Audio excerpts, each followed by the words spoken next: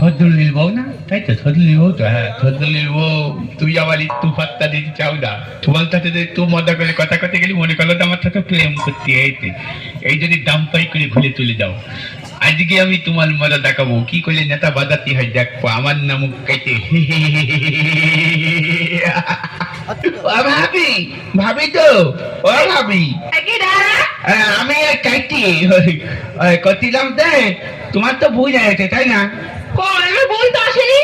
গাড়িতে ভাই সাথে ঘুরে বেড়াতে দেখলাম, কি সুন্দর দেখতে, এখন নতি বলে তো।